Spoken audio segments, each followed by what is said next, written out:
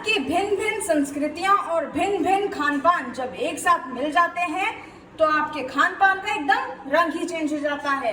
तो चलिए बनाते हैं मध्य प्रदेश का खास तुक्कू का अचार, जो कि बनता है कच्चे आमों से, और इसे आप कचौड़ी के साथ खाएंगे तो मजे ही आ जाएंगे। तो चलिए बनाना सीखते हैं।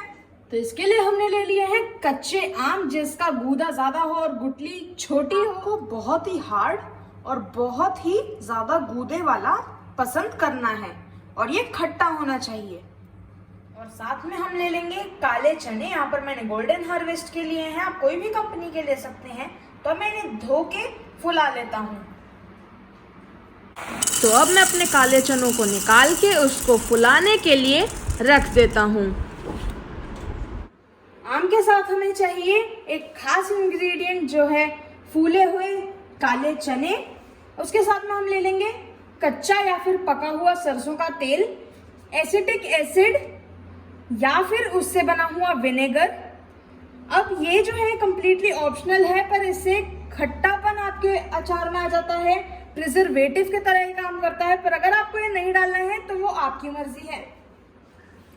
पीली सरसों, बड़ी राई यानी कि काली सरसों, अजवाइन, करायल, कश्मीरी लाल मिर्च पाउडर या फिर लाल मिर्च पाउडर अगर आपको ज्यादा तीखा पसंद है तो, नमक बहुत ज्यादा लगेगा इसीलिए ज्यादा ले लें, हल्दी पाउडर, सौंफ बड़ी वाली हम यहाँ पर ले लेंगे क्योंकि बड़ी वाली तड़कों में यूज होती है, मेथी दाना और धनिया दाल। यहाँ पर हमने 2 और इंग्रेडिएंट्स लिए हैं, जो कि हैं हींग और लहसुन। अब ये भी कंप्लीटली ऑप्शनल है, पर इससे जो टेस्ट और तीखापन आता है उससे आपके अचार का टेस्ट और ज्यादा एनहांस हो जाता है।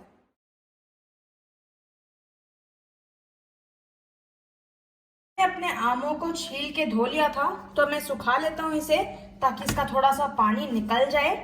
आप देख सकते हैं कि ये बिल्कुल ही सफेद है, कहीं से भी पीले नहीं है। इसका मतलब कि ये बिल्कुल कच्चे और खट्टे हैं, मीठे नहीं होने चाहिए। तो अब मैं इसे कद्दूकस कर लेता हूँ। तो ये हो गया। तो अब मैं इसे रख देता हूँ साइड में।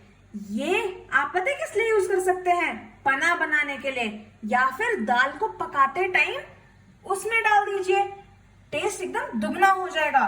बरसाती मौसम में इसकी जो पना होता है और दाल बहुत ही स्वाद के साथ खाई जाती है। तो अब ये जो कद्दूकस किया हुआ है हम इसको यूज कर लेंगे। 3 किलो आम में छिलके और गुठली मिला के आपका 250 से 500 ग्राम तक निकल जाता है। मेरी क्योंकि गुठली का साइज छोटा था इसीलिए मेरा सिर्फ 250 ग्राम ही निकला है। तो अब जो बाकी मेरे बचे हैं तो उसमें मैं डाल दूंगा 150 ml सरसों का तेल, 100 ग्राम नमक और करीब 50 ग्राम हल्दी। तो अब मैं इसे अच्छे से मिला लेता हूं। तो अब ये मिल चुका है, तो मैं इसे ओवरनाइट छोड़ दूंगा ढक के। ओवरनाइट मतलब 8 से 10 घंटे, और उसके बाद 1 दिन के लिए धूप में। तो अब मैं अपने सरसों के तेल को गरम करने के लिए चढ़ा देता हूँ। अब किसी भी तेल में उबाल नहीं आता है अनटिल कि उसको हम इम्प्योर बना दें, मतलब उसमें कुछ डाल दें।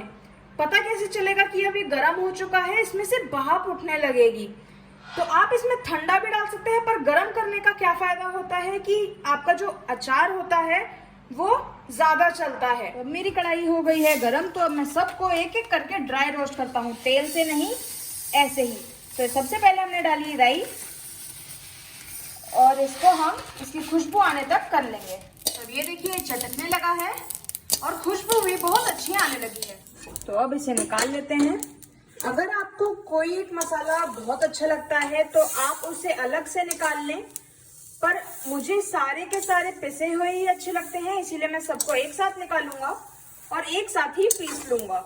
इसी कढ़ाई में मैं अपना पीली सरसों डाल लेता हूँ और इसे भी कर लेता हूँ। और इसी तरीके से मैं सारे करके निकाल लूंगा। अब मैं ये सब कुछ अलग अलग इसलिए कर रहा हूँ क्योंकि सबके पकने का टाइम अलग होता है, तो इसीलिए अगर हमने सब कुछ एक साथ डाल दिया तो फिर वो कुछ कच्चे रह जाएंगे, कुछ जल जाएंगे, इसीलिए सबको अलग अलग करके आपको निकालना। तो अब इसमें भाप भी आने लगी है और इसका कलर भी हल्का सा चेंज हो गया है, तो मैं इसकी कर देता हूँ गैस ऑफ और इसे ठंडा होने के लिए छोड़ देता हूँ। तो अब ये देखिए मेरे सारे के सारे मसाले हो चुके हैं और क्या खूबसूरती आई है, आप देख ही सकते हैं। तो अब मुझे क्योंकि सारे एक साथ ही पीसने हैं इसीलिए मैंने सबको एक साथ ही मिला दिया है, पर मैंने थोड़ी सी सौंफ अलग से बचा के रखी है आपको दिखाने के लिए कि हम अलग से कैसे डालते हैं। अब ये देखिए मैंने सब कुछ एक साथ मिला लिया है, तो अब मैं इसे दरदरा पीस लूंगा क्योंकि हमारा आम पहले से ही कद्दूकस किया हुआ है। ये देखिए ये थोड़ा सा दरदरा और ये बिल्कुल महीन। तो इसको फैलाने के बाद मैंने इसे कपड़े पे सुखाने के लिए रख दिया है। अब ये सूख गए हैं, तो चलिए अब तैयारी शुरू कर लेते हैं। तो सबसे पहले मैं अपना जो मैंने सरसों का तेल पकाया था वो इसमें डाल देता हूँ। सरसों का तेल जो होता है पकाने पे हल्का सा पतला हो जाता है, तो आपको उसका ध्यान रखना है। ये डाला मैंने सरसों का तेल, अब मैं इसे मिला लेता हूँ। एसिटिक एसिड या उसका विनेगर मैं डाल के मिला लेता हूँ। तो मैं इसमें अपने सूखे हुए चने भी डाल देता हूँ। मैं इसमें डाल देता हूँ अपना लाल मिर्च पाउडर। मैं इसमें डाल देता हूँ अपना पिसा हुआ लहसुन। तो मैं इसमें अपना मसाला खुरदुरा पीसा है मैंने यहाँ पर देख सकते हैं आप। साबुत सौंफ जो मैंने आपके लिए रखी थी और साथ ही में खूब सारा नमक डाल के मिला। 1 से 2 दिन की धूप के बाद ये पक गया है अच्छे से, तो अब मैं इसे बंद कर लेता हूँ। बस आपको ध्यान ये रखना है कि जब आप इसे धूप में कर रहे हैं तब इसको हल्का सा खोल के रखें ताकि इसमें जो भाप है इसकी निकल जाए और इसमें मॉइस्चर ना आए। और जब इसकी सारी गर्माहट निकल जाए उसके बाद ही आप इसका ढक्कन बंद करें, क्योंकि अगर आपने ढक्कन पहले ही बंद कर दिया तो उसके अंदर मॉइस्चर आ जाएगा और पानी आने से आपका अचार खराब हो सकता है। आपने इस अचार को जब डाला था आप उस दौरान भी इसे खा सकते थे, पर 2 से 3 दिन रखने के बाद इसके कलर्स और ज्यादा एनहांस हो जाते हैं और इसमें एक खट्टापन आ जाता है जो कि बहुत ही अच्छा लगता है। तो अब ये देखिए क्या बढ़िया कलर और क्या बढ़िया खुशबू आ रही है।